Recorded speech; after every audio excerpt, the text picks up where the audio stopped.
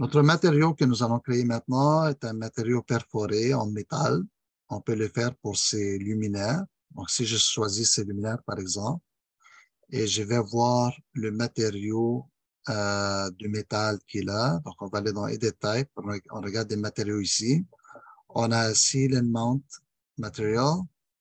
On a ici le matériau diffus qui fait la lumière.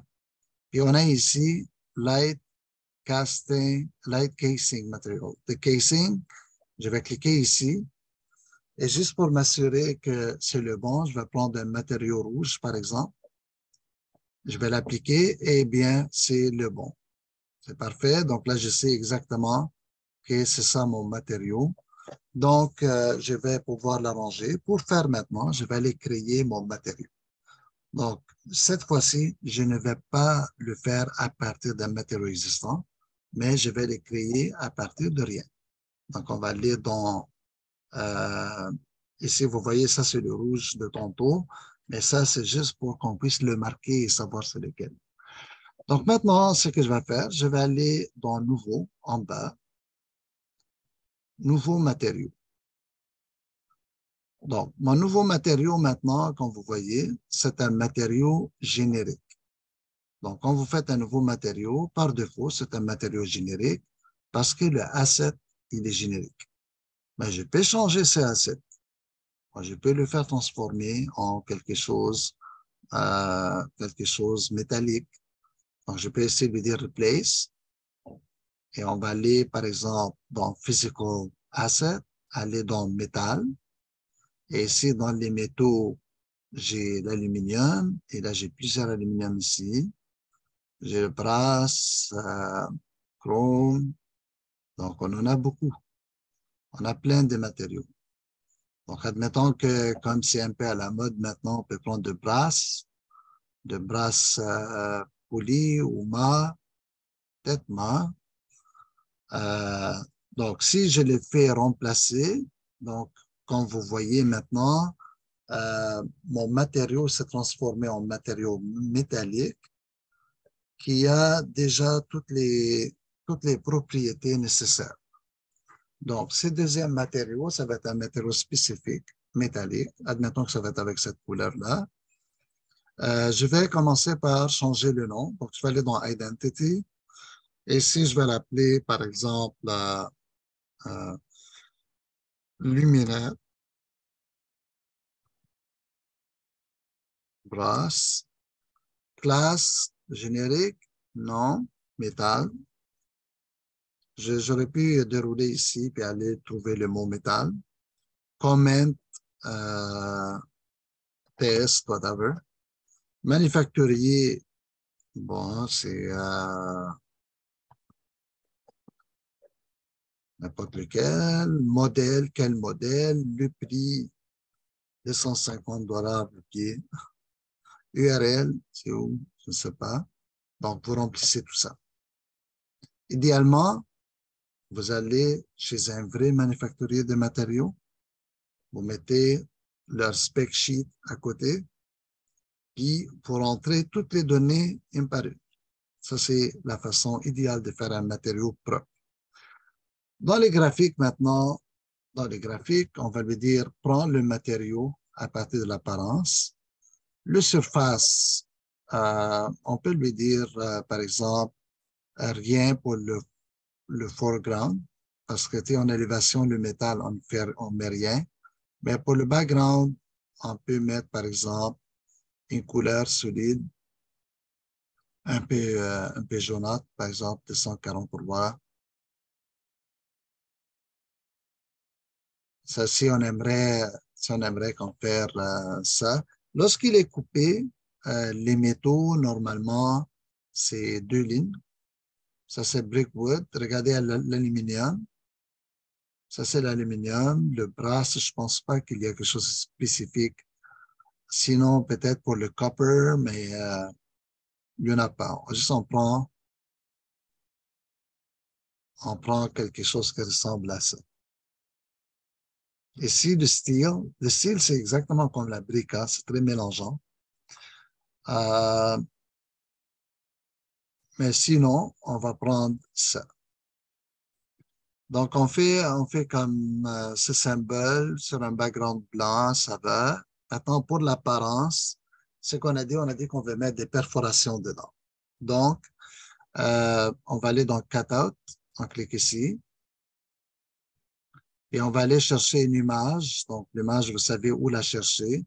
Je vous suggère de sauvegarder euh, le chemin ici, parce que c'est un chemin qui est un peu long.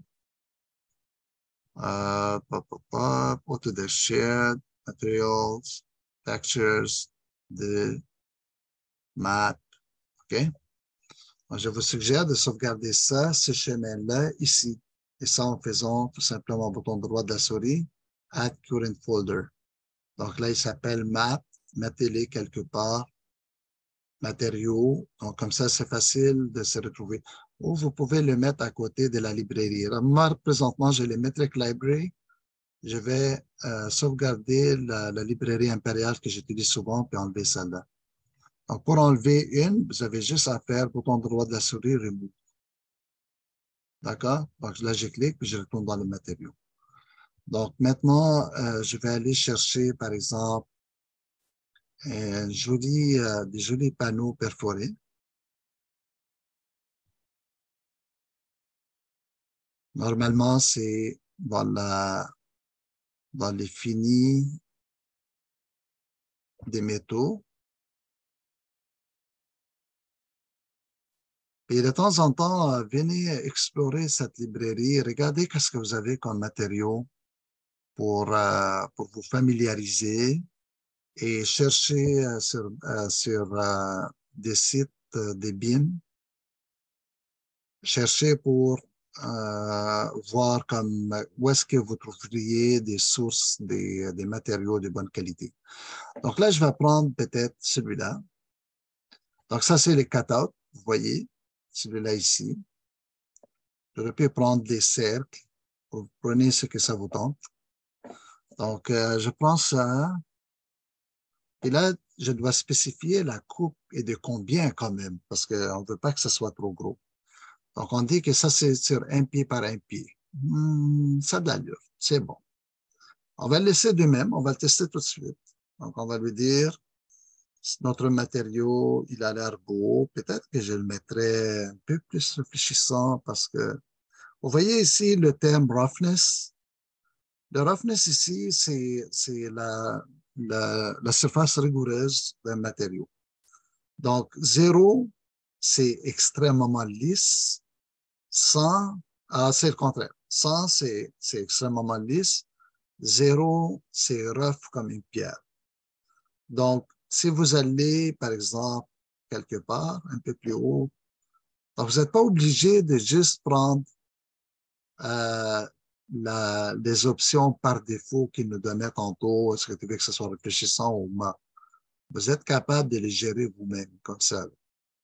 Donc, je vais lui dire OK. Et maintenant, ce que je vais faire, je vais aller l'appliquer sur les fenêtres, encore une fois, avec la méthode élément. Donc, avec la méthode élément, on va aller dans les détails. On va aller dans les matériaux ici, c'est celui-là. Et on va changer tout simplement. Donc ici, on va pas se perdre parce que comme j'ai créé mes matériaux avec, on l'a appelé comment encore? On l'a appelé luminaire.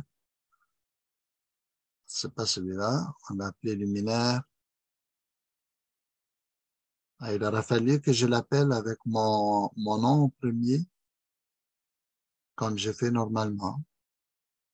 Là, j'ai pas pensé, puis je ne m'appelle pas quoi je l'ai appelé. Vous voyez le problème? Donc ça, c'est quelque chose qui ne doit pas arriver. Donc, je retourne un peu dans Manage Materials, là où je l'ai créé. Donc là, on est censé, ah, voilà, on ne l'a même pas nommé. Ah, c'est une erreur des débutants. On va faire Edit. Donc là, on va le faire. Ah, c'est ça, ce que je pensais. Dans Identity, quand je l'ai nommé, je pensais qu'il a pris le nom. Donc, c'est ça. Donc, on va prendre ça et on va dire renommer. On va l'appeler OMB, lumière, brasse. OK? Là, on va lui dire, bon, ça y est, c'est fait. On va prendre ça. On va aller le placer ici.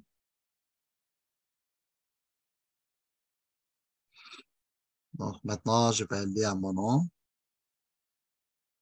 Comme ça, c'est sûr que je ne vais pas oublier mon nom.